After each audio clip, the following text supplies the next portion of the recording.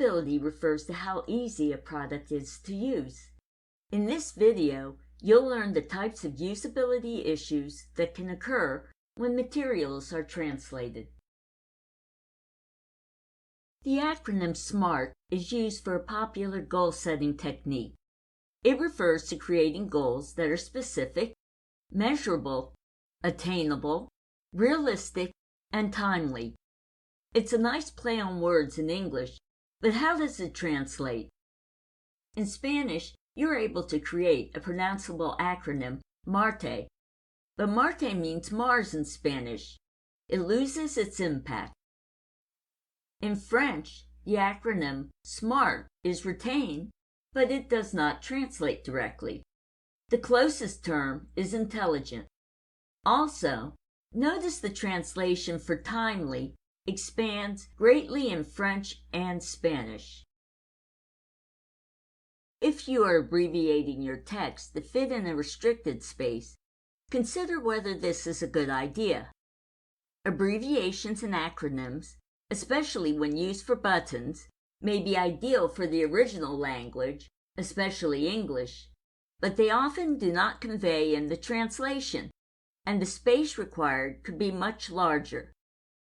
You cannot always avoid these situations, but you need to be aware of how they affect your design. A number of languages, such as Finnish, German, and Dutch, create single large words to replace what is a sequence of smaller words in other languages.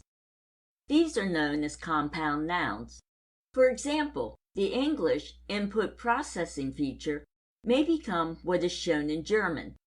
The English text can easily wrap on 2 lines when there is restricted width available, such as alongside a form entry field, or in a series of tabs or buttons or in narrow columns. The German may not wrap automatically and may pose a challenge for your layout. The Arabic language, as does Hebrew and some others, reads from right to left.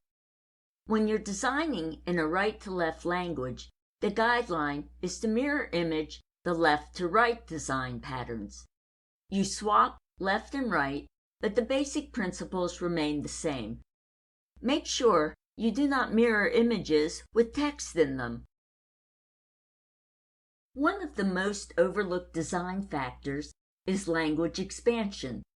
Will the translation fit into the same space originally provided? Generally, text translated from English expands. This means it takes more words to express the same concept when translated.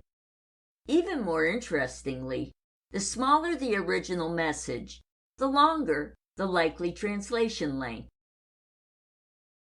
This chart from W3C shows the average expansion of English into other languages.